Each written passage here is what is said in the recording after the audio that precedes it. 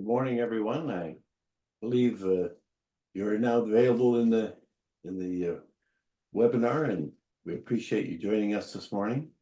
My name is Barry Prentice. I'm the director of the Transport Institute and the chair for the morning of the 29th Fields on Wheels Conference, which we're very pleased to have a very nice group joining us. I think we have over 270 people who are registered. And we have a great list of speakers, which we're going to enjoy hearing some interesting presentations. To start with, I'd like to invite the Dean of Agriculture, Martin Scanlon, to come and give greetings from the university. Go ahead, Mark. Good morning. Thank you, Barry. So welcome everyone to the 29th Annual Fields on Wheel Conference. And once again, being held as a free webinar, thanks to the support of the conference's sponsors. The theme for Fields on Wheels this year is food supply chains taking stock. And I'd like to welcome you all here from around the world to a rather chilly Winnipeg. I think Barry had said it was -24. And more specifically, welcome to the University of Manitoba. My name's Martin Scanlon. I'm the Dean of the Faculty of Agricultural and Food Sciences. But I also welcome you to the University of Manitoba on behalf of Bruno Silvestre, the Dean of the IH Asper School of Business. So today's Fields on Wheel conference is going to examine some of the supply chain issues associated with getting affordable and nutritious food to Canadians. And recognizing that there is this critical relationship between land and food supply chains, and the fact that land and food are central to Indigenous identity and Indigenous ways of knowing, I'd like to make the land acknowledgement on behalf of the University of Manitoba. The University of Manitoba campuses are located on the original lands of the Anishinaabe, the Inuit, the Inuit, the Dakota Aiodi, the Dene, and on the national homeland of the Red River Métis. We respect the treaties that were made on these territories. We acknowledge their past harms and mistakes, and we also commit ourselves to moving forward, partnered with Indigenous communities in a spirit of reconciliation and collaboration. So enjoy today's conference, and I look forward to learning of the outcomes from this taking stock of Canada's food supply chains. Thank you very much, Martin. I appreciate you being here. I should point out that we have a joint effort here between the Faculty of Agriculture and the Business School on the campus, which is nice to have reaching across the campus to develop this. And we thank you very much for your presence today. Our first chair in the morning is Dan Shin. Dan is an assistant professor in this Department of Supply Chain Management and a member of the Transport Institute. And Dan, I'll allow you to go forward now. Thank you, Barry, for the introduction. My name is Dan, assistant professor in the Supply Chain Management Department. I am going to do the introduction for the first section. I'd like to first start with Dr. Sylvain Charlebois is a professor in food distribution and policy in the Faculty of Management, as well as the senior director of the Agri-Food Analytics Lab, located at Dalhousie University. He's known as the food professor. He is one of the world's most cited scholars in food supply chain management, food value chains and traceability, over 775 published peer-reviewed journal articles. He is also an editor for the prestigious Trends in Food Science Technology Journal since 2012. He has published the highly anticipated Canadian Food Price Report, providing an overview of food price trends for the coming years. He is co-host of the Food Professor podcast, now ranked as top Canadian management podcast, discussing issues in the food industries. Furthermore, his research has been featured in several newspapers and media groups, nationally as well as internationally. He has testified on several occasions before a parliamentary committee on food policy-related issues as an expert witness, and he has been asked to act as an advisor on food and agricultural policies in many Canadian provinces and other countries. I'd like to welcome Dr. Sylvain Charlebois. Thank you very much, Dan, for this introduction. I'm very pleased to be with you today, even though I'm actually off this week. When I got the invitation from Barry, I had to accept. I have a lot of respect for Dr. Prentice, his work, his legacy, and the work that the U of M has actually done on supply chain management over the years. I've always considered the U of M as the top university in Canada when it comes to supply chain studies in general. I've always felt that there's not enough of it in Canada. We don't necessarily appreciate the power of what I consider to be the backbone of our economy. And I actually have always believed that the University of Manitoba has actually done a great job with its contribution on understanding supply chain management in general. So that's why I'm here. I'm very pleased to be here. For my talk today, I wanted to talk about food inflation. I was asked to talk about food inflation. Food inflation is a very complex issue. I assume that most people don't understand supply chain economics quite well, and will understand that that food inflation doesn't happen only at the grocery store. A lot of different factors actually will make food inflation a very difficult thing to predict. Over the last 15 years, I've led this wonderful initiative called Canada's Food Price Report. Our 15th edition was actually just released last week, and I'll talk more about that. Also, I wanted to talk about what lies ahead when it comes to supply chain discipline in general in Canada, and what we should expect in 2025. So basically, the first part of my discussion will very much be about what lies ahead in 2025. Also, I want to take this opportunity to talk about carbon pricing in general. I know there's been a lot of debates in Canada about carbon pricing. We've been able to do some studies at DAL about carbon pricing in general, how it's impacting food affordability, but also how it's impacting our supply chains competitiveness overall. And not only that, we've actually published 2 peer-reviewed journal articles in recent weeks, but I'm a special editor of an issue that will be released by Trends in Food Science and Technology, which I'm editor of.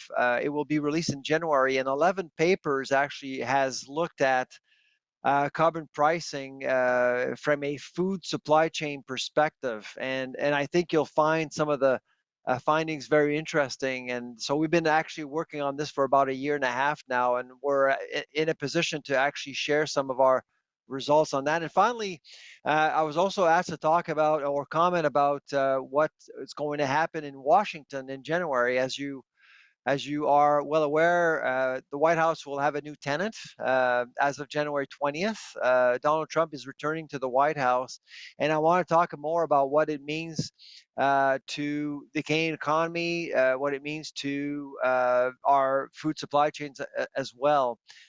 We just learned a few minutes ago that the Bank of Canada has actually reduced its benchmark rate by 0.5 point. That actually is going to impact, obviously, trades and eventually supply chains. And I suspect that this is really the beginning of several things that will likely impact supply chain effectiveness in 2025. So let's start with Canada's Food Price Report 2025, which was released last week. So as lead author, it's really a fun project because we use econometric, we use AI, and we are 4 universities working on this initiative. So we have DAL, of course, where I am. The University of Guelph is also involved, the University of Saskatchewan, and finally, the University of British Columbia. And as lead author, my job is to actually listen to all 4 campuses, and they'll have different forecasts, and every campus will actually use a different methodology to provide the project with a forecast, and all forecasts are very different. So my job is to get to some sort of consensus with the 30 scholars we have involved in the project, and that's what gets released. So last week on December 5th, our 50th edition was released, and if you're listening in and you are a forecaster or if you've done some forecasting, I'm sure you'll appreciate that it's not easy. It's extremely difficult to do, especially in light of the fact that in Canada, we don't necessarily have a whole lot of good data. And so we actually use, at Dal at least, we use American data, European data. We use a lot of data from around the world because there is a huge data deficit in Canada. And I remember the first time I spoke to your group, I think it was probably just before COVID. I think it was the year before COVID. I was invited to speak at Fields on Wheels in Winnipeg, and I basically made the same comment that it's hard to forecast or predict or plan with the data deficit that we have in Canada. So to forecast Canadian prices, we're basically using a lot of foreign data, which is quite troubling when you think about it. So our forecast this year is that we are expecting food prices to increase by anywhere between 3 to 5%, which is really above what I would consider the sweet spot for food prices. So 1.5 to 2.5%. So 3 to 5 is quite a lot. So for a family of four, we're expecting that food bill to increase by about $800 essentially. And so that food inflation rate will be pushed by essentially meat products and vegetables. So the meat situation, the meat trifecta situation is actually quite troubling right now. If you look at beef, for example, beef prices are skyrocketing, and we don't see how that's going to change in 2025 because the cattle herd in Canada is the same size as it was back in 1987, if you can believe it. And why? Because a lot of cattle producers are just cashing out. They're not coming back. They're cashing out. Prices are good. And so really what's going on right now is that there's just no capacity. In the US, it's even worse. Their herd size is basically the same as it was back in 1951.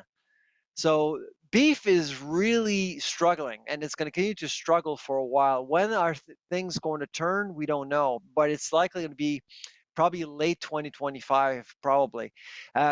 With hogs and pork, and you guys, if you're in Manitoba, you would know a little bit about the hog industry. It's a big industry in your province.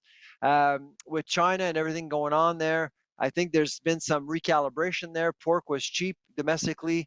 Now it's actually increasing in price after the industry recalibrated itself essentially over the last little while. I've actually been able to meet with several pork producing associations in the last several months in Alberta, Saskatchewan, just a few months ago. And also I met with some folks in Banff earlier this year. So the hog industry is doing better, but it's still things are still uncertain. As for the chicken situation, the avian flu is likely going to be impacting the flock in Canada, unfortunately, and that is going to push prices higher. Vegetables is the other story with Canada's food price report this year, and that's basically pushed by a weaker dollar. As I said this morning, we just learned that the Bank of Canada is reducing its benchmark by 0.5 point, which means that our dollar is likely to weaken as we go through 2025. So basically, to buy food from anywhere, really, it's going to cost more. And keep in mind that in Canada, we actually import for $1 billion worth of food. So with America as an example, we actually import for about $32 billion worth of food every year just from America. And so that 32 billion is likely to cost more to get into the country, unfortunately. So that's really what the situation is for 2025. Now, of course, will our forecast be accurate? Well, in the last 10 years, we've been accurate 7 times out of 10. Twice we actually underestimated food inflation, and once we overestimated food inflation. So there's a 90% chance that we actually are either correct or we actually underestimated food inflation. And I'll talk about the Trump factor a little later, but I do, as a group with Canada's Food Price Report, we actually have written some comments about Trump's return to the White House and how it could impact food prices in Canada and how it could actually impact trades and supply chains as well. That's certainly something that that needs to be recognized, especially for this symposium today at Fields on Wheels. So essentially, the one of the factors. So we're leaving 2024 with a food inflation rate of 2.7%, and relevant to this symposium, we need to talk about supply chain resilience. And I think, and I know that Dr. Prentice actually has commented in the media about some of the labor disruptions that we actually had to face in Canada. And frankly, as a scholar and observer, I'm deeply concerned about some of the things that are happening in Canada when it comes to labor disputes, whether it's lockouts or strike. It doesn't matter. I mean, what has happened in 2024 with the rail strikes and the situation with ports that's still ongoing right now in Montreal. These situations are quite problematic, and I'm not sure we've actually been able to deal with these situations appropriately. And I've actually had discussion with Transport Canada, and there was a task force that actually was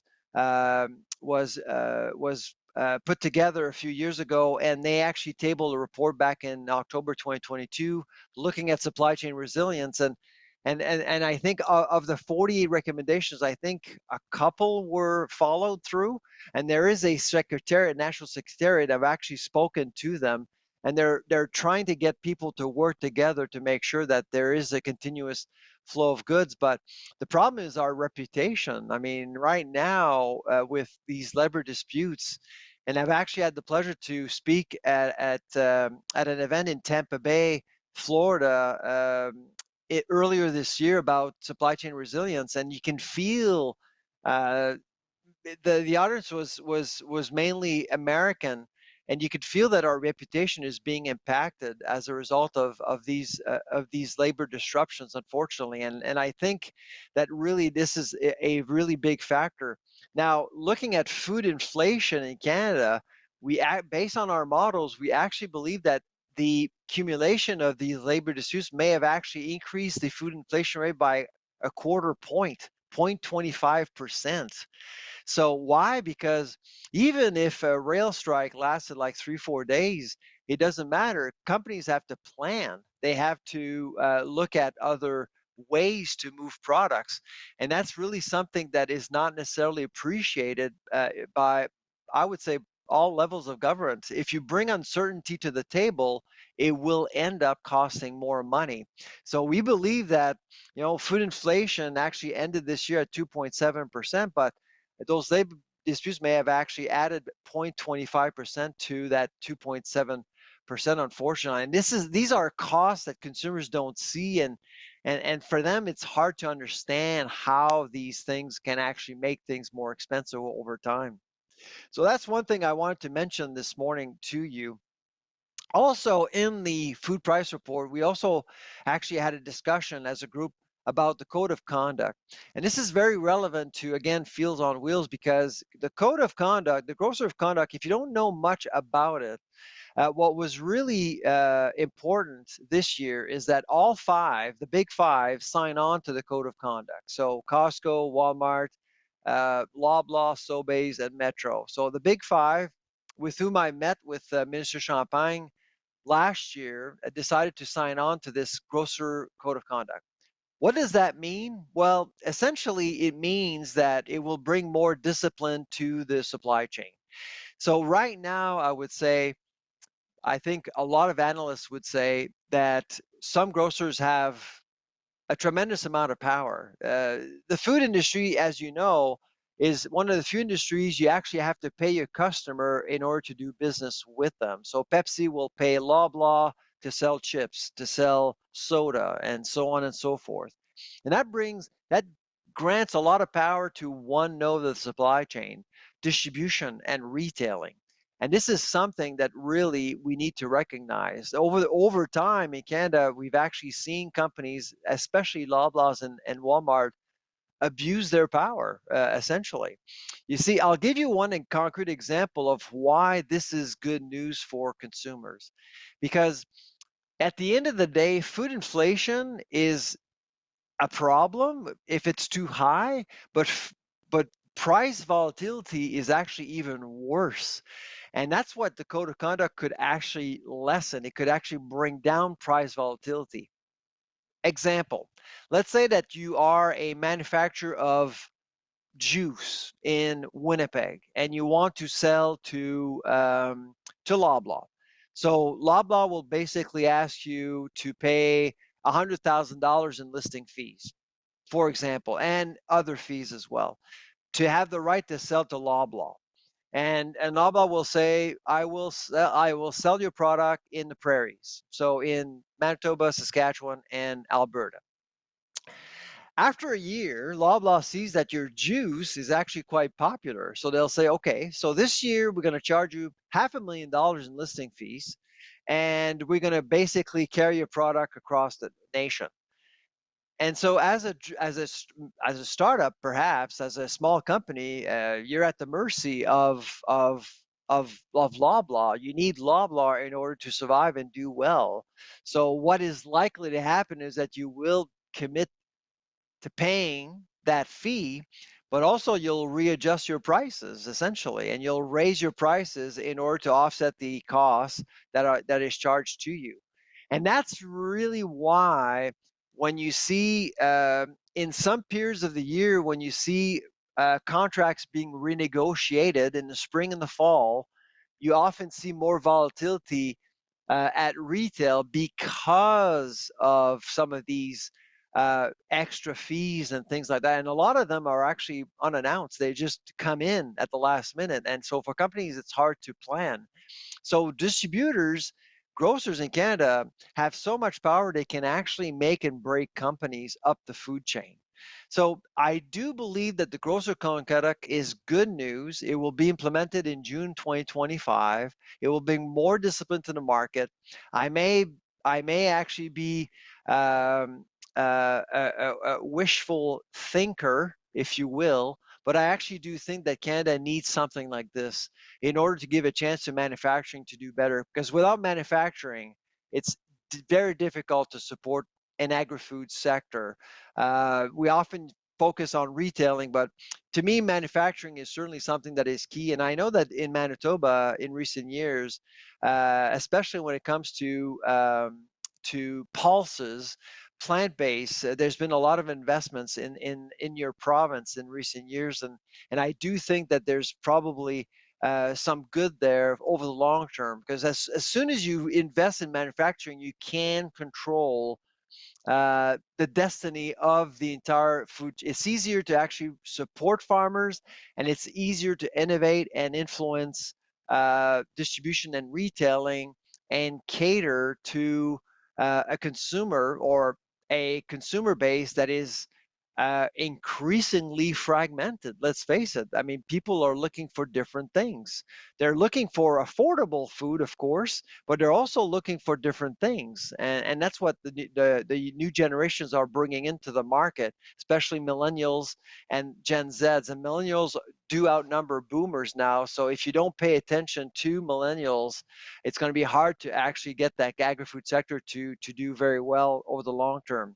So to me, the grocery code of conduct is probably the best news we actually got in 2024, and I'm hopeful that in 2025 we'll start seeing a difference in terms of how we support food manufacturing and supply chains in general.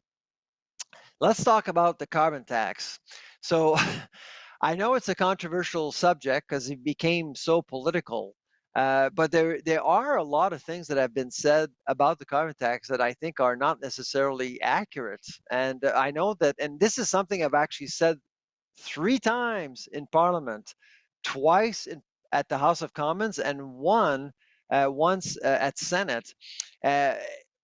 Based on the studies, the work we've done, and because I'm talking to a savvy audience when it comes to supply chain economics, I'm sure you'll understand this very much so, more than the average Canadian out there, is that you cannot correlate a very complex policy like carbon taxing and retail pricing, because there are so many things that can actually impact retail prices. And we've seen many economists say, well, the carbon tax is not impacting food prices in Canada. Or, well, the carbon tax is actually impacting retail prices.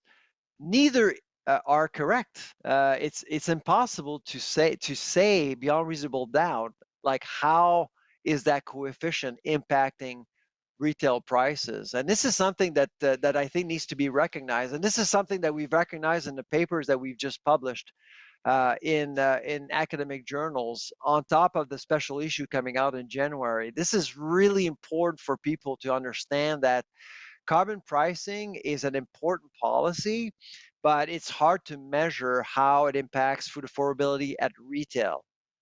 However, and this is a huge however, the things that we've discovered is that there are implications with wholesale prices. So up the food chain, you can actually see a difference, and you can actually extract carbon pricing as a factor impacting our supply chain's competitiveness.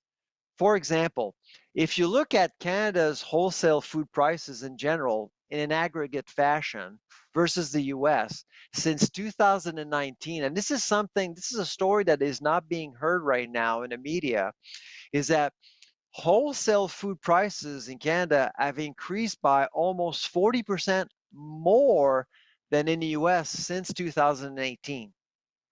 Now, we're not suggesting that only carbon pricing actually is a result of that increase, but it is a factor. It is a factor making our agri-food sector less competitive, not more competitive. So when you think about it, grocers could actually could be compelled to actually look at American goods much more so than Canada over time, because Canadian goods are probably less competitive over time. And this is something that needs to be recognized by, of course, politicians, by academics, and so on and so forth. I do think, and this is the reason why I've actually recommended to Parliament to pause the carbon tax for now, so we can actually understand exactly how this policy is impacting food affordability. Because if there are no buyers, if our products are less competitive, eventually will impact Canada's food security and, of course, food affordability. So in other words, in our studies, we actually flip things around and look at the supply chain instead of retailing the issue at all. And so again, as a group, we're 11 scholars who actually published these two papers, and we're actually not against decarbonizing the agri-food sector. In fact, actually, we think it should remain a priority. However, we do recommend to the government that we should know exactly what we're getting into, and perhaps there are other ways to decarbonize the industry. The agri-food industry by, for example, by looking at carbon credits, by looking at cap and trade, and so on and so forth. I mean, I don't think we've actually had the proper debates around carbon pricing in Canada. We just went into carbon taxing back in 2019 without much debate, and now we're actually on the cusp of seeing our carbon tax, our federal carbon tax, reach $90 a metric ton in April of 2025. So we're very concerned about what's happening right now, for sure. And finally, I want to make a few comments about Trump's return to the White House. I know there's a lot of Trump hysteria right now in Canada.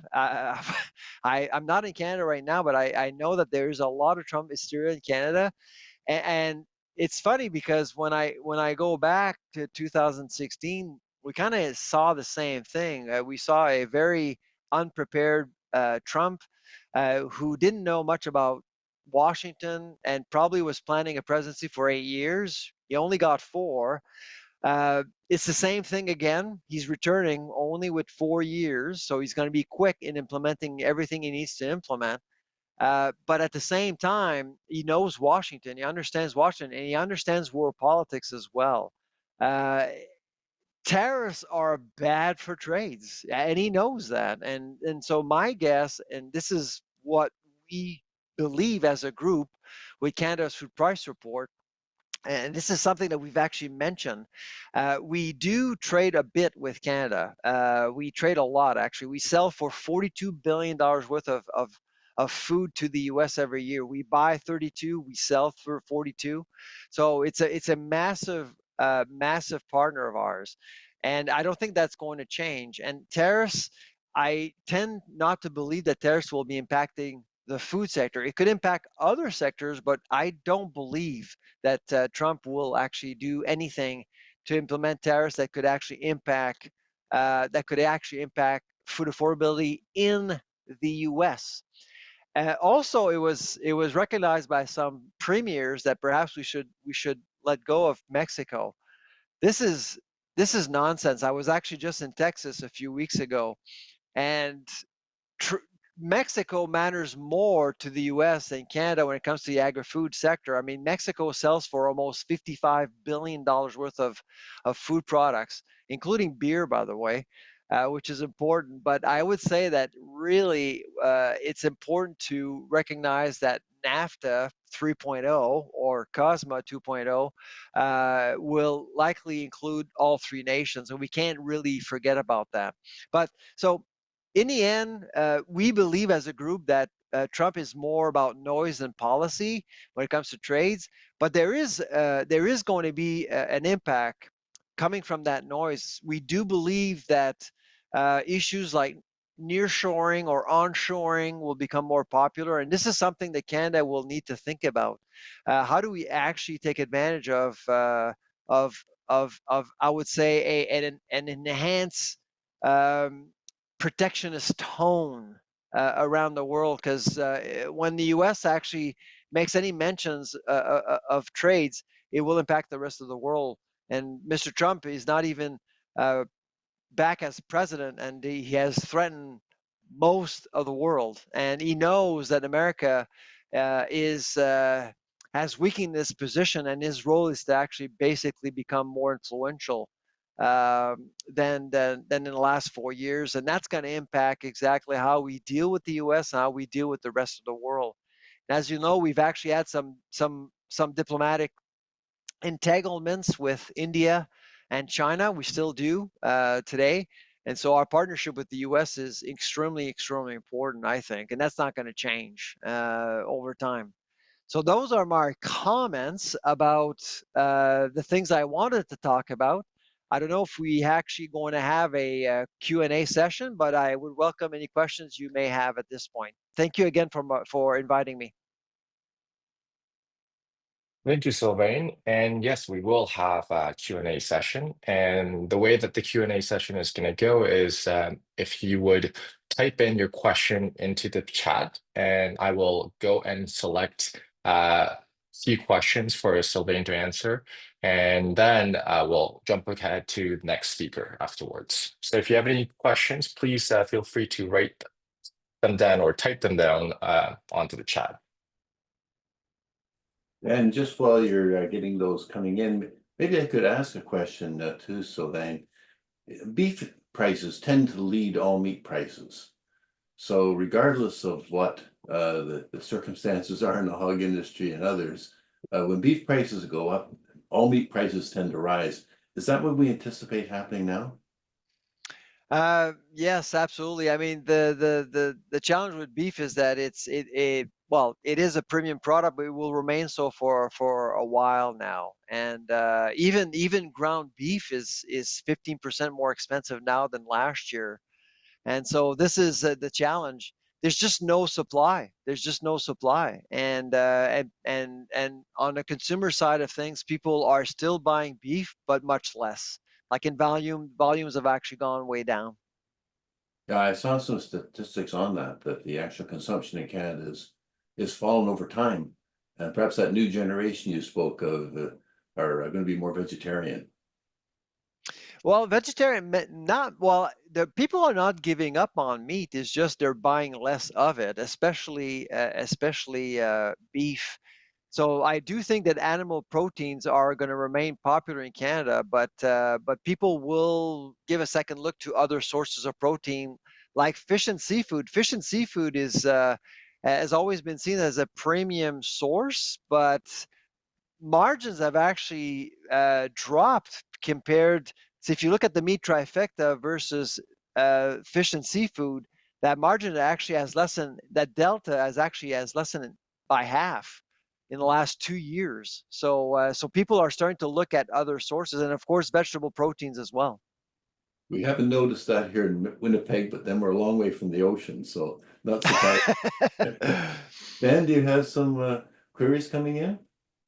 Yeah, so the first question is for Michael, and I believe the question is the numbers, are they disaggregated between urban, rural, and northern Canada, or by regions at all, or is it aggregated as a whole as a country?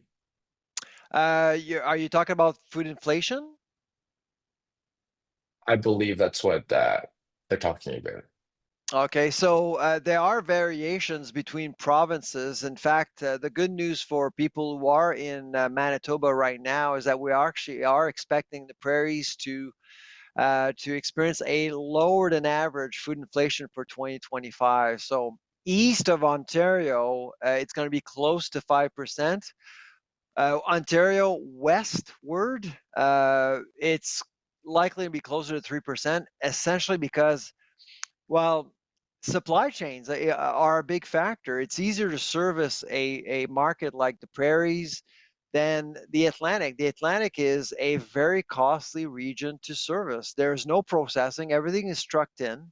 So you're always one factor away from seeing prices explode. So it's a very vulnerable market in the Atlantic compared to the prairies or out west. We'll get one more question, and then I'll follow up on the question after we go through all three of the speakers for this session, just to make sure that we're on time. For the last question, is can you comment on some of the opportunities for growers to be rewarded for carbon credits? In terms of what's out there, in terms of credits? Well, there are Yeah. actually plenty of programs to help farmers deal with credits. My concern has always been around the in-betweens, the trucking, and the compounding effect of the carbon tax across the supply chain, which hasn't really been recognized in most studies looking at food prices at retail in general.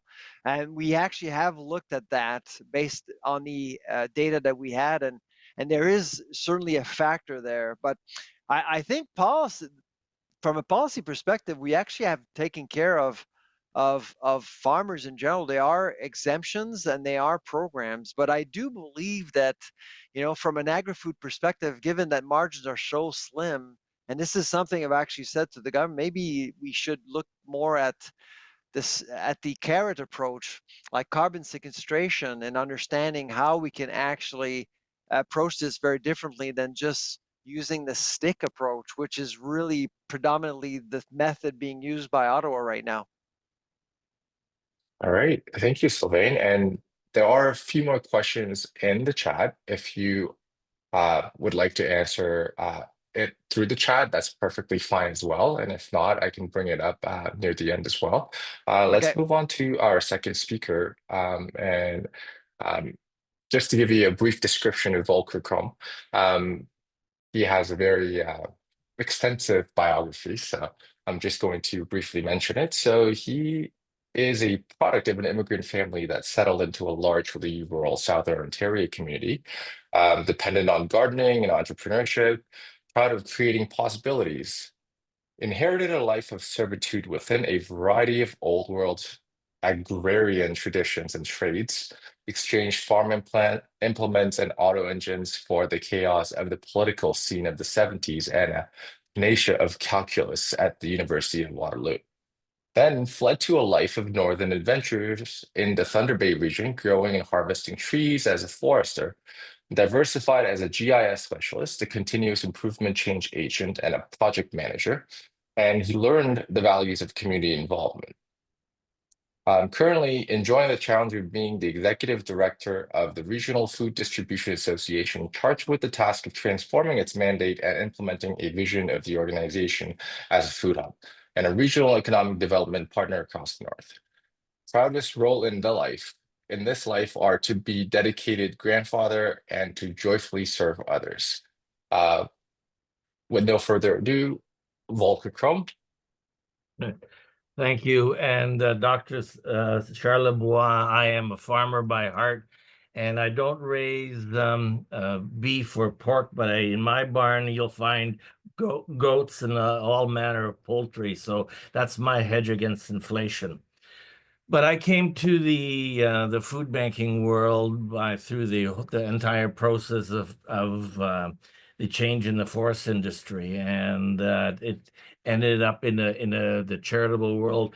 And it was the charitable world I found extremely challenging and difficult. And there are a few things that really amazed me, is the sense that I thought the forest industry and the paper buying and the paper selling was extremely competitive, but at the charitable side, there's a whole new dimension. So the groups that we were dealing with at that time were all struggling and fighting for their lives as they were trying to deal with hunger and food insecurity in their own communities. And I walked in from a project management side that said something has to change. And so it was interesting, the process that I learned. I came in, walked in, and they had a budget of something like $26,000 in the organization for food. And within a year or two, I started adding millions of dollars of food and distribution. And it still hasn't changed. And there have been so many inequities and challenges that we had to take a bigger look at who we were and how we served the region, that I started developing strategies, and we came up with all kinds of plans for changing things. And in the last couple of years, things have actually started taking shape. The pandemic, of course, was a huge challenge for us in the food distribution or the charitable sector. Because of the constraints, the availability of food. And oddly enough, during the pandemic, food was coming at us left, right, and center by the truckload because of restaurants and whatnot. But as that all ebbed and flowed, and the infrastructure dollars started drying up from the federal government, we came to realize that we have to change who we were and implement much more of a business model. It just every year as we try to solve some of the inequities that across the region. I serve Northwestern Ontario, and I kind of sneak into some of the other territories and places that help. And unfortunately, through Randy Jenkins, who will be speaking later, and some of their groups, we have actually made some inroads in other areas, and that this is a good thing, because I found one of the biggest things that I had to do to tackle food insecurity was building relationships. And so the northern landscape, yes, we started off with a very small, working with municipalities and very mom and pop organizations that all they dealt with was the backyard neighborhoods. But there are so many people that were left out of the equation. And so we started looking at it. And it was through the entire logistics, the landscape of a new distribution model that we looked at, that we started working together on. So if I can, I just want to put my cheat notes up here, if possible. Okay, well, because I had to find out what the landscape looked like, and we started off with saying, who do we dealing with? And I found that working with the First Nations, that was a huge void. Not only do they have the most expensive food costs, but they also have the least access to the marketplace. And so we started looking at how do we fill that gap. And so we had to find out who all the partners were. And it was logical that we started with the First Nations. We started with the remote communities. We started looking at what the requirements of big business was, like the mining and the resource sector. What did the governments have to do to help us make that change? And so we slowly building our trying to find the next page. So that's the map. The text is not important. What it is that was sort of my original footprint. That's about the size of France, and we have discovered that there was only a very small portion of that big blob on a map that was actually being serviced. And so we take a look. Well, what's next? So this is my existing network. And a number of years ago, I did my first foray into the ice roads. That was a lot of fun. Great adventure, lots of things happening. Did we have some casualties? Yeah, we lost things along the way, but it was an interesting eye-opener saying, can you imagine in my case, 2/3 of my area had no access. So we tried the ice roads. Most of our shipments are now by air. I tried boats and snowmobiles and all kinds of things to be able to do that. But there wasn't a consistent message that we could give to the community saying, how can we reliably ship to you? So the food banking in the municipal areas got more business-like. They started growing. Everybody started building capacity. Then we made a really fatal mistake as an organization, as we decided we would start focusing on healthy food because of the social determinants of health. Everything told us if we're going to make a significant impact in the North, we really have to change our food distribution model. And as the Dr. Charlebois was talking about beef and pork, well, those were pipe dreams to us, the people who we served. We tried canned goods and dry goods, and that was at the very least that's the very least that we could ship. But now we're really focusing on the healthy foods, and that has escalated both the cost of shipments and distribution, but also at the other end, we started having the nightmare of what do we do with the food that we're shipping. So the learning was not easy. And we started looking at, first at home, we started putting in freezer capacity, larger warehouses. If you go to some of the Southern Ontario food banks, the ones that are massive, they have an entire storage complexes, and we were a little shop. First, we were in the basement of a small community center, and then we thought we had died and gone to heaven when we have 9,000 square feet. But that's quickly that dream evaporated as to patting ourselves in the back that we had to look for more space. So warehousing suddenly became an issue, and that's. Remember, we're food bankers. We deal with the emergency requirements of people that we deal with in our neighborhoods. And that number kept growing, 29% over the last 2 years, just in the municipalities. And we were only scratching the surface with all the remote communities, either roaded or remote, that I think we were failing a large portion of the northern communities. And we've had all kinds of interesting stories. I kind of relayed to Barry a couple of times some of the interesting challenges of trying to get moose meat from one part of Canada to another. It became an impossible challenge. So I started looking at it from saying, all right, I'm not a scholar, I'm not a logistics expert, but I took a look at my area and I said, all right, these are the areas that have airports, these are the areas that have some infrastructure available, and we had to make decisions as how we're going to service them. I spent a couple of years visiting some of these communities, either by air or the ice roads, and I've decided to build relationships more with the all the airlines, the cargo centers that would be able to help us inform business relationships with them. It was incredibly expensive as an eye-opener for us to discover what it costs to ship food, and hence later on, and as we go along, we'll chat about Nutrition North, because we needed assistance in that area, because not only were we shipping to our own municipalities, but we were trying to treat everyone equitable and lower the cost of food for these remote communities.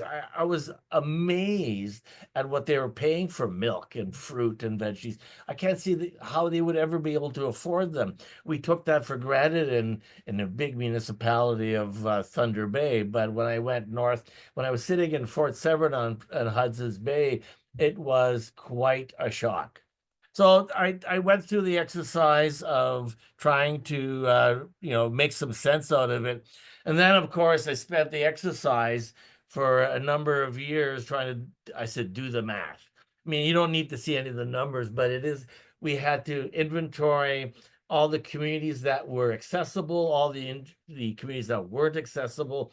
We had to do calculations on exactly, as a charitable organization, who would we be serving? And we had to learn about each community. We spent time with chiefs and council and the health care professionals in those communities, find out who would be serving, how would we be dealing with perishable foods, and how do we get in the community and distribute it equitably to those individuals that needed help. So in every community, we discovered there's generally somewhere between 25 and 35% of their population were vulnerable and needed some assistance. And we struggled. We have to admit. So we went through, community by community. Oh, really?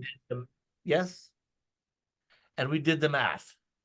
So it was very educational. So we made our strategies, and the next one is, all right, let's determine what we're capable of doing. And so we've actually selected a number of communities and airports and cargo facilities to be able to move the food.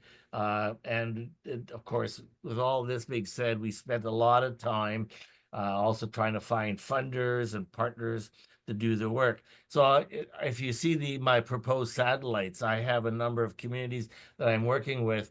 If you kind of think about the distance, if I go to Pickle Lake, for me, that's about pardon? The Pickle Lake is a community about 6 hours from Thunder Bay. And then my next drive would be, if I go to the top end of the map, the airline would be, it's called North Caribou or Weagama or Round Lake. And that'll be sort of my next stop along the way. And that's at least 11-hour drive from Thunder Bay. So how do I get there? It takes a lot of planning. But as we take a look at the list, slowly, one by one, we're trying to identify the communities that we're going to be servicing. We're looking for the funding to go with that.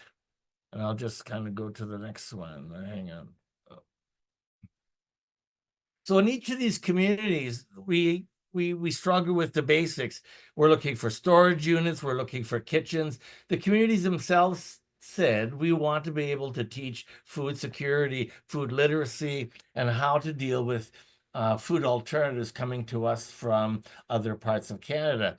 So we're looking at a packaging room or a community kitchen, a training facility, loading docks work. None of this existed in virtually all of these communities. So when we get there, we notify the community we're there. If it's coming from the airport, then they round up a fleet of pickup trucks, and then they pick up the load that we're dropping off, and they head to either the school or the health center, and they distribute on the spot. But that's something that's not quite sustainable. So what we're trying to do is put in a basic satellite configuration in all of the communities that request it. This is not something that we're not going to be funding from our organization.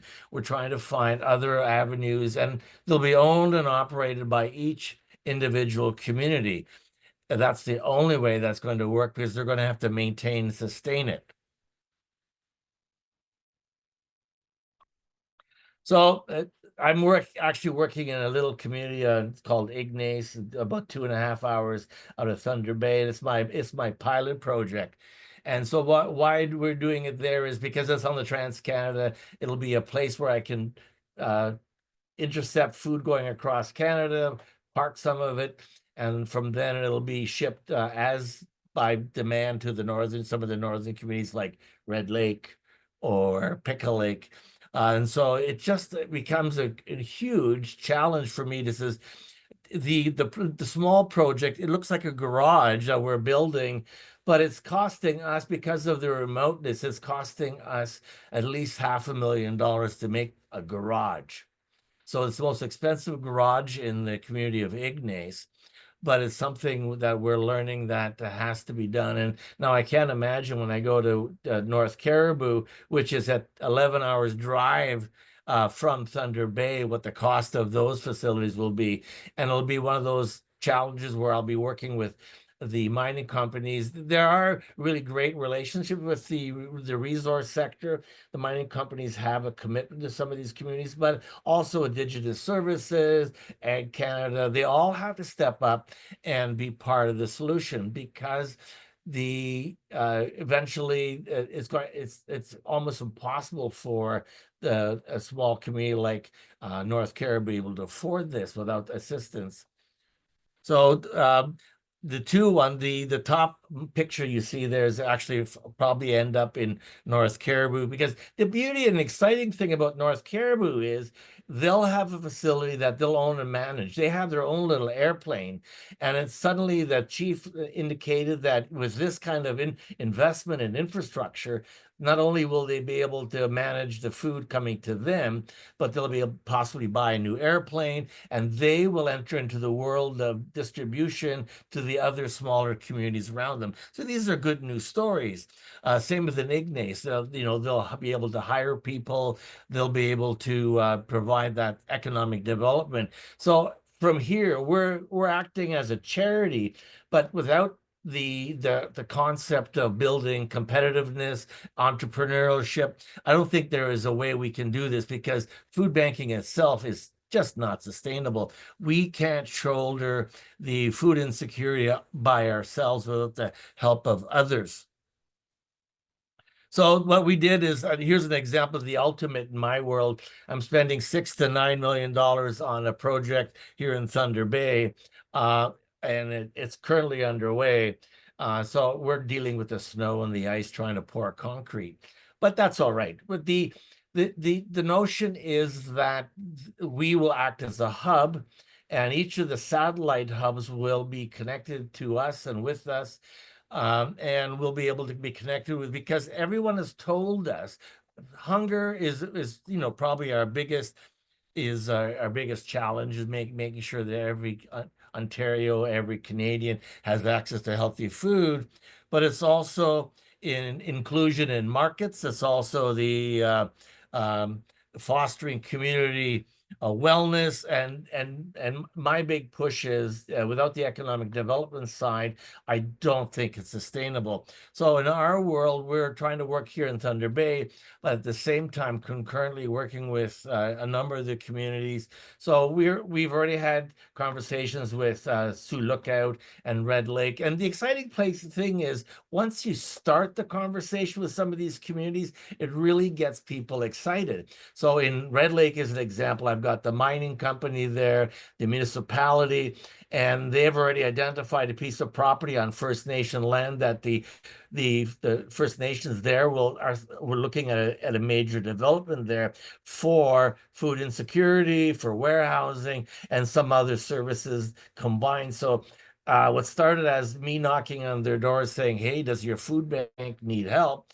It's evolved into something much bigger that involves entrepreneurs, business-like thinking, and education is going to be sort of central from our world, because what's missing is the knowledge of traditional foods, and as well as the foods that the rest of Canada can offer a healthier alternative. So we're really excited about that. So to kind of sum that up is I won't bore you with the details of our project, but so what's costing me $6 million is an expansion of 5,000 square feet. But now if I go imagine what's going to happen in some of these other communities, is really exciting, the development of the network. So if I can stop the share. All right.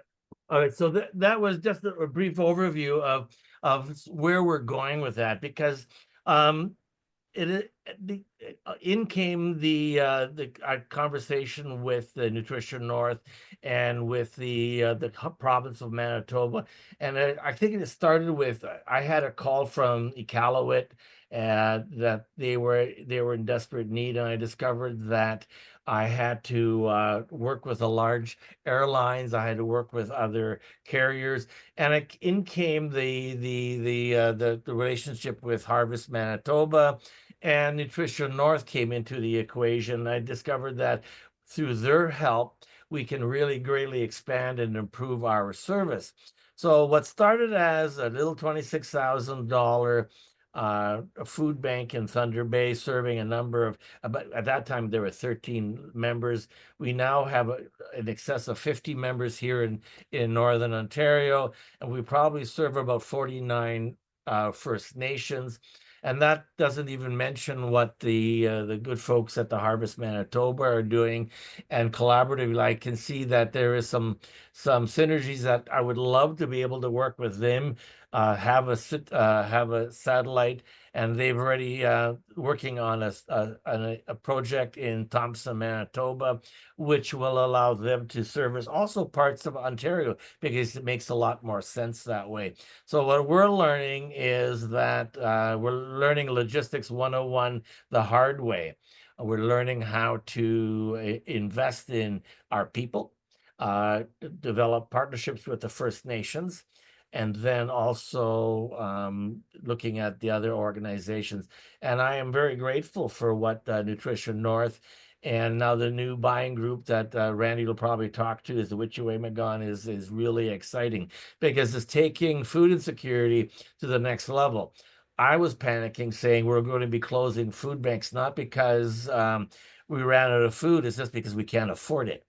And we can't service the needs of Northern Ontario or the rest of Canada on our back, because we couldn't depend on governments and donors. Eventually, we're discovering that even our donors, although we have more and more donors, they can give less and less because of high food pricing and some of the realities that with the local economy. I'm really excited about creating a new forest food distribution industry in this part of the world, and probably something we can expand to the north. And I'm sure the other members of the panelists that will be able to address it. So I am excited. Behind me is my map. That's my my backyard, and I'm learning how to negotiate around that. So I'm excited. I hope for really cold weather. Very sorry. I really want 40 below, because if I'm going to be jumping to a truck and ship food up to some of these ice roads, I really want to see cold weather. Because last year I couldn't go on the ice roads because of it was mild, and then it got cold. But with the cold weather, I was negotiating fuel trucks and diesel going up there, and that's just, and there's a rule of thumb: if you're on the ice roads, you see a fuel truck barreling down on you, guess what you do? You ditch it. You go into the snowbank. So I follow those rules, but I know how to get home. So that's my story. And I don't have the background that all of you, and I'm trying to learn from all of you how to get this job done better. And as I said, we're a charity moving into a business model that we have no experience in. Thank you. Okay, thank you. We do have a question from the audience. Is RFDA seeing a demand for local food production in the remote communities for certain food products? Well, yes. Interesting. We've invested. We discovered that the healthy food side kind of opened up a whole panacea of demand. So we do have local production in Thunder Bay, but it's not enough to be able to satisfy the needs of the north. So we're now shipping food products from Southern Ontario and other places in Canada, Manitoba. I love their potatoes. And so we have invested in our own facility, food processing, meat processing ability, so that we can then take the bulk, we'll take a truckload of vegetables, process that, and then ship that to the northern communities as a charitable site. So we're not allowed to sell that. But there is a local demand, and so our next step is be able to develop partnerships with the local producers and regional producers, so that whatever configuration it is, we can provide local products, not only locally or regionally, but also to the north. So it is opening up a brand new market for us. And one of these days, I'll be able to take my little herd of goats and provide some protein. Okay, let's do one more question. This one's by Paul. A number of the communities highlighted on your maps are located on rails, sort of awkward to serve by railing in many cases. But have you been in touch with CN or CPKC? I might Yeah, need some elaboration on CN and CPKC. Yeah, we do work with we belong to the provincial association, as does Harvest Manitoba is the provincial association, but we belong to Feed Ontario and Food Banks Canada, and Food Banks Canada has negotiated a rail agreement with CN. So I love CN because they seem to pick up the tab of all the food shipments. So when we get food donated from parts of Canada and we have to find a way to get it to Thunder Bay, it normally goes either to Winnipeg or shipped from Toronto, then shipped by container to Thunder Bay. But yes, that is certainly an option. I think that was brought to our attention through the Wichita project, as to probably that with their bulk buying and our requirements for emergency food, we can develop further relationships with CP and CN. Okay, thank you, Volker.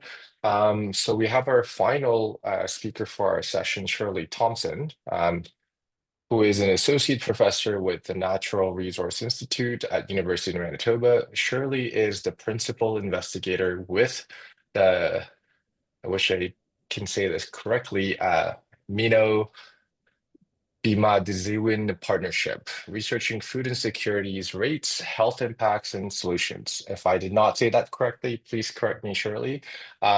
Unfortunately, I have another meeting to go to, so Dr. Narendra Malalgoda will take care of the questions for the rest of the session.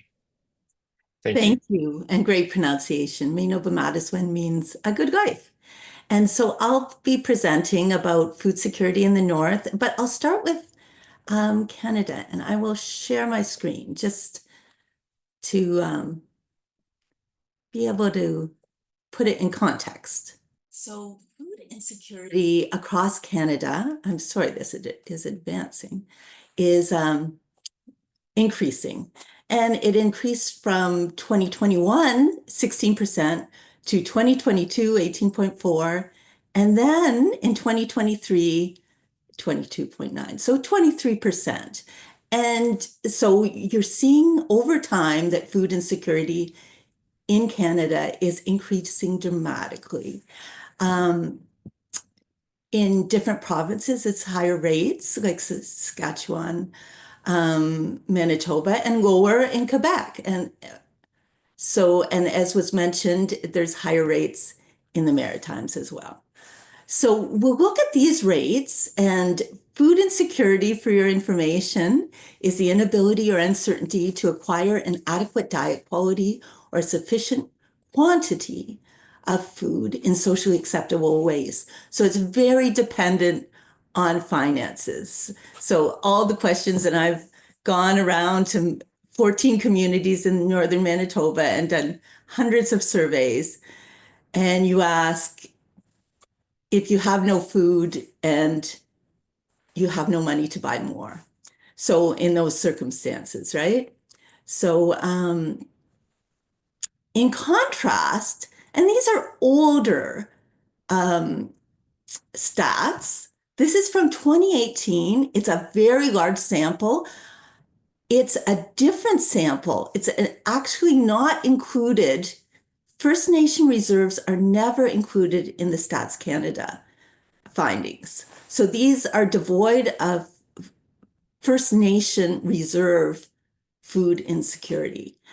and 51%. So that's double, but it's much more when you see that it's not considering marginal food insecurity. So in the other rates for Canada, you're including marginal food insecurity, but you're not in this for First Nations households.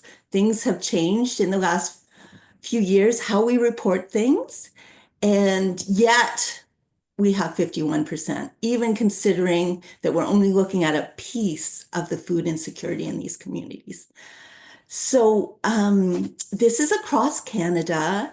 This is a large sample, and you can see it compares urban, rural, remote, and no road access communities. So the no road access communities stand out as the highest amounts. They're up at 65%, very, very high. And the other one is, as we would expect, is related to poverty. So the low income on reserves. So we're seeing different rates, different places, and this inability of food security when there's no road access. And I just so happened to be in York Landing last week teaching a course. And you can see York Landing. I don't know if you can see, there's a little map there that shows that York Landing is not connected by any road. It's highly impacted by hydro. It's on the, so it's very industrially impacted, and yet it hasn't had a road. And there is a campaign to get a road. It badly wants a road. And the rates of food insecurity and the high food prices are much higher as a result. And you can see I willfully not only picked fruits and bananas, but you can see that there's Christmas things. So this was just a week ago. These prices are current. They are Nutrition North considered. They are a Nutrition North community. And it's $9.30 for milk or $6.59 for a couple of liters, and very high for oranges, or I guess those are clementines at $17.99. So very high food prices, and part of that is in right beside the 24 is a little picture of me in a charter flight. I didn't order that charter, but the Perimeter Airlines flights would not come in over a number of periods into York Landing. It has a very small airport. And so oftentimes you will find that people cannot leave the reserve by plane. And the ferry is very temperamental. It didn't start till July. So that's 3-4 months where you're really dependent on planes to get out, and they're not coming in if there's any weather conditions because they're very small and they don't have technical ability to do that. However, the charters do get in. And so I was lucky to be able to fly out through a funeral that was returning flight. So today we read in the newspaper, this is just hot off the press, the December 11th, Northern stores absolutely not hiking food costs when federal funds arrive. So they're saying Jordan Principle is flowing a lot of money into these communities. Finally, it's a prevention mechanism. So children can stay with their families, and one of the key things that has resulted from children being taken away from their parents is not having enough food. So a social worker in the past has gone to the fridge and looked and see if they have food, and if not, judge those parents as being bad parents. And if it's in question, they have removed the children. And that occurred routinely in the past.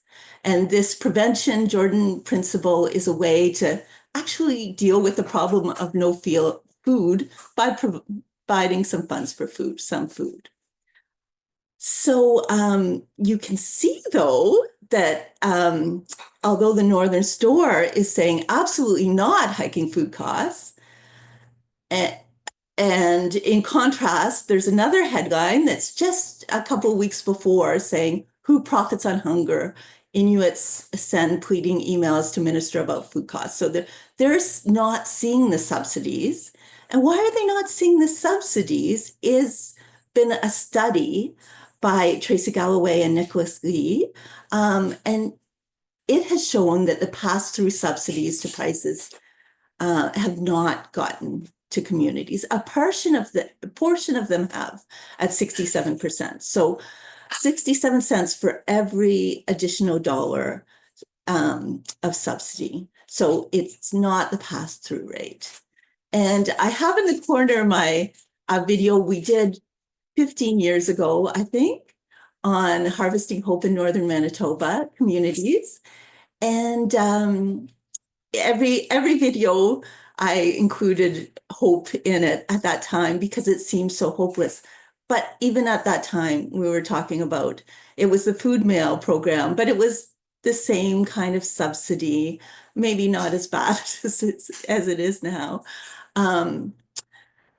that didn't get to the people. So it wasn't providing extra income for the individual to shop. It was providing extra income to the stores, which aren't seen in full by the community members, which is a real hardship in the remote and roadless communities. This then is translating into a food, the food insecurity is translating into a public health crisis. And we're hearing on the news, this is from the news, recent news of scurvy cases. And scurvy cases, we've seen one or two reported in Toronto where it's normally, or where it's mostly been reported is in Indigenous communities.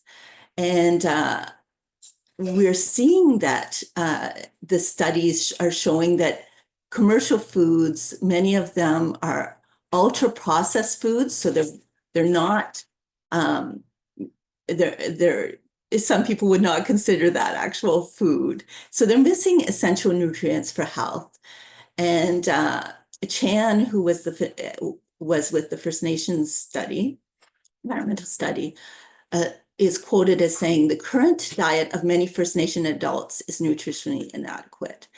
And he also found that, or they also found, inadequate intake of vitamins A, D, C, folate, calcium, and magnesium amongst those eating commercial foods.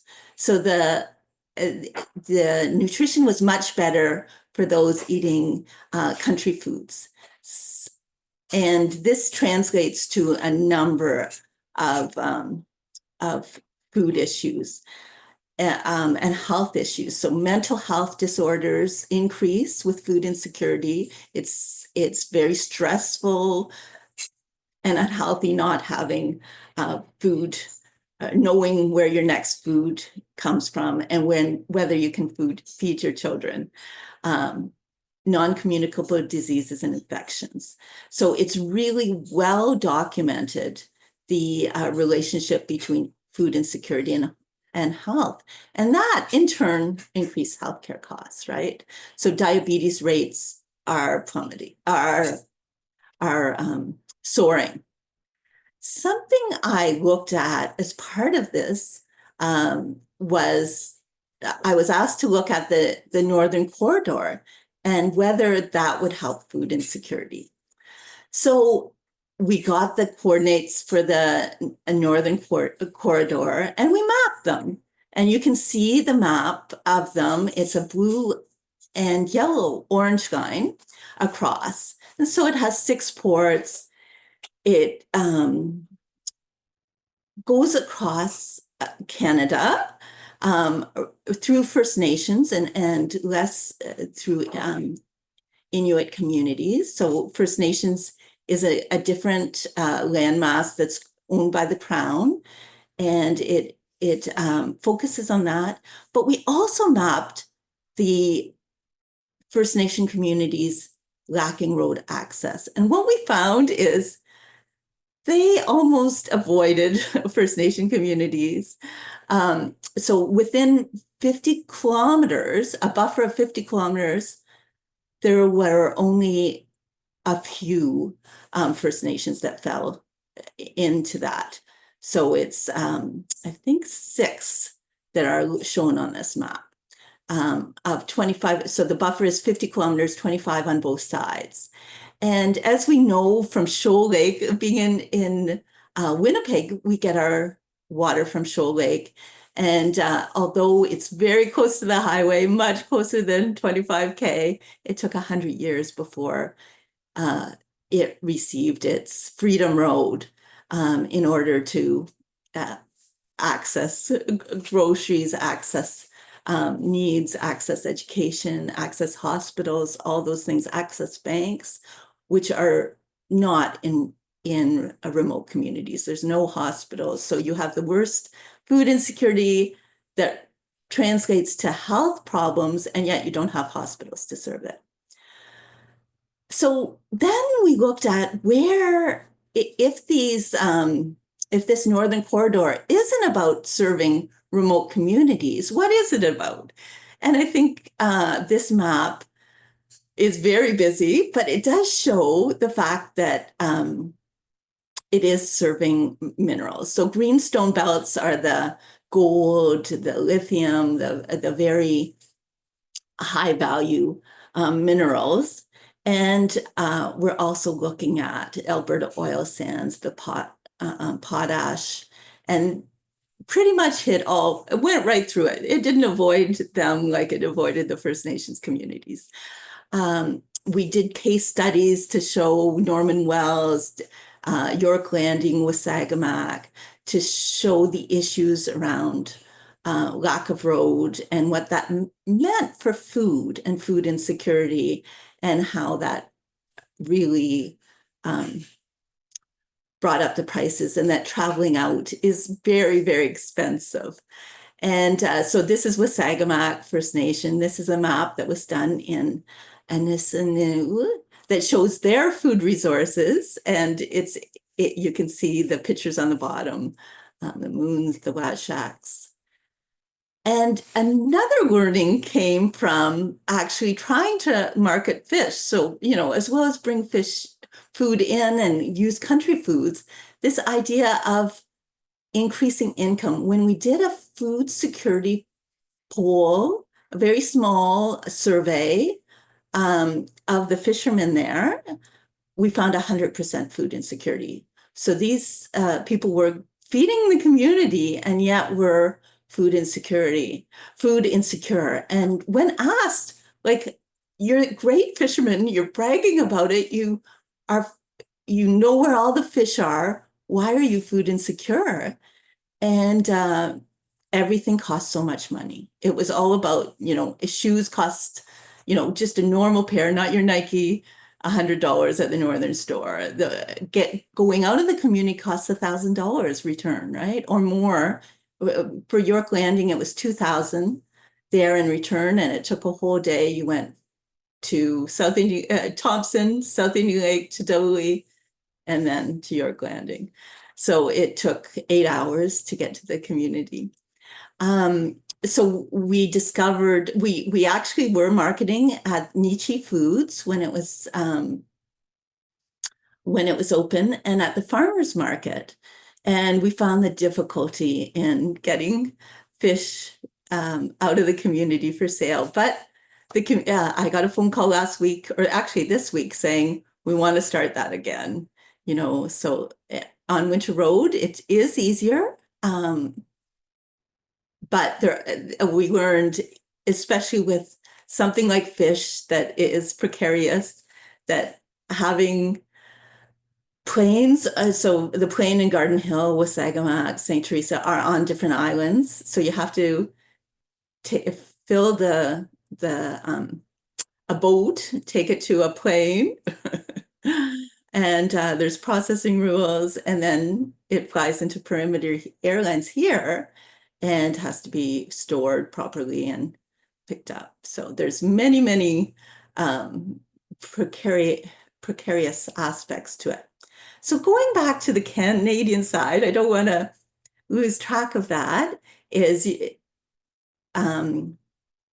we're seeing higher rates, and I'm going to focus and try to dissect this and show what is the result. So food prices soaring, we're hearing a lot about that. And compared to other things, it's food you can see for between 2021 and 22 was the second highest after transportation. Shelter was below that, even though, I work a lot in housing as well. And that's certainly on the agenda. And it now has shifted in 24. You're seeing in the graph below that the shelter has increased, but food is still increasing month to month. And who is covered in the Stats Canada and has the highest rates is youth. So children under 18, and that's babies, infants. There's now 2 million food insecure children just amongst the Canadian communities, not including First Nation reserves. And I'm sorry, this is off on one side. It's the percentage of individuals living in food insecure households. And you can see the highest rates, again, here are the children and younger people, and it starts to drop off 45 and older, but it's remarkably less among seniors. And this is related to their government transfers, which are adjusted for inflation. So you can see the relationship of chart 1 on the bottom and the senior group. Another way of breaking this down is looking by race and cultural identity. And Black is extremely high at households at 40%, as well as Indigenous populations at 37%. So these Indigenous populations are not on reserves. They're the people living off reserves. It's much higher, as we said, 51% on average across Canada and that was in 2018. So the last survey we did, which was a small survey in Garden Hill and Wasagamak during COVID, and it was 100%. So in conclusion, something you're very aware of, food insecurity is rising in Canada. But I want you to particularly think that in First Nation reserves, in First Nation communities, it's much higher, more than double. Households with children and Black and Indigenous households off reserve. That food high prices with high poverty rates are the recipe for a food insecurity public health crisis. And as was reported in the news today, against the headline, Nutrition North subsidies going to the store rather than to people in roadless communities experiencing high food prices is not working, is not getting to the people. So it's creating greater monopolies rather than breaking those monopolies and giving food security to the people. So thank you very much. Well, Shirley, one thing I did notice, Professor Galloway, who did the study, I believe was from the U of M originally. So it was nice to see work going on, continuing interest. One thing I'd like to ask, we have a Minister of Northern Affairs, Dan Dandel. He's been in power 5 years, and he made claims about winding after food insecurity. How would you judge his legacy? Yes, so that's a very good question. And because I'm very involved in campaigns for winter roads, you're right. if we see him as going out the door, I could report on this immediately. But I don't, I really do feel that these roadless communities that need the infrastructure of roads, he has to be more active. And for Nutrition North subsidy, we've had report after report saying it's not working for communities, and yet nothing has been done. Or worse, yes, worse yet, it just continues, right? And more money feeds this kind of monopoly mentality. Miranda, do we have any questions, or perhaps, if not, open it up to the panel to if they have questions of each other? Perhaps Dr. Charlebois would like to make a comment. Yes, please go ahead, Dr. Charlebois, if you have any comments or anything related to this topic before we move on to the next. Well, I really appreciated both presentations from Volker and Shirley for sure. I mean, the North has been, actually, we did talk about the North, the forgotten North in our report this year, moving forward, and I do appreciate Shirley's work in this area. Just a question to Dr. Thompson, I guess. How hopeful do you feel when it comes to feeding the North over the next, say, 5 years? Do you think that we're actually going to improve the situation there based on what you've seen so far? I think we have to try a different model. So country foods programs really work with communities. So if we look at the land-based education and and I'd say communities taking back their education to strongly include that even at the post-secondary level, there is hope for these, there's lots of hope for these communities. So I really had thought it was so hopeless that the only way I could sell any of my videos was to put hope in the title. But I actually do see some very promising signs. And I think with the Indigenous protected and conservation areas, with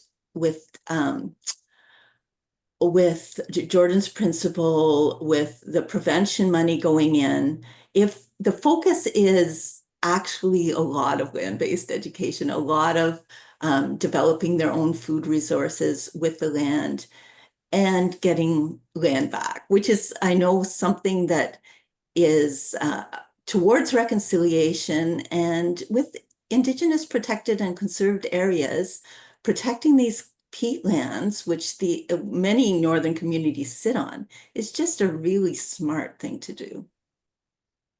And just to complement my first question, how do you see the role of universities accommodating that agenda moving forward?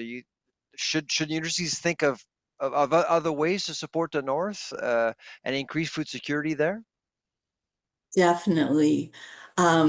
So I'm very privileged to be working with a cohort in York Landing, and I worked with a cohort in Broken Head as well on food security. We're doing land-based education. There's a cohort of 25. They're all teachers and home builders, and they'll be teaching me, but it allows them to get a credit course and to move towards getting their teaching degree.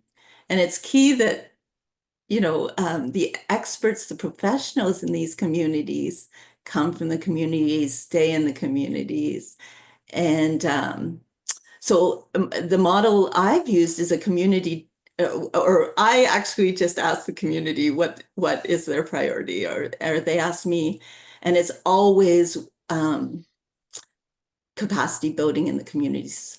For the universities to help, they actually have to start offering courses in communities, and that's like 63 communities right now. We only have 4 regional learning hubs. I don't even know if it's up to 4 now in Manitoba. And so really that doesn't serve us a lot. I'd love to see universities, colleges, We're doing a culinary arts program and creating a trade center at York Landing. So we're just building it now. And we got 8.4 million from Canadian Mortgage and Housing Corporation for Trades Education Center. So, you know, if we can educate people in their communities and they can focus on local resources, I think the results will be very, very different. But it is expensive at this time to get out of the land. It costs, gas is very expensive, all those things. So we have to look at, you know, be really strategic about how people do it and include it in education. So right now, all the education dollars, all the employment training dollars help with the housing and the food programming capacity building, because otherwise there's just not enough money. Thank you very much. Thank you very much. To the panel and my opportunity to introduce Professor Naranda Fu.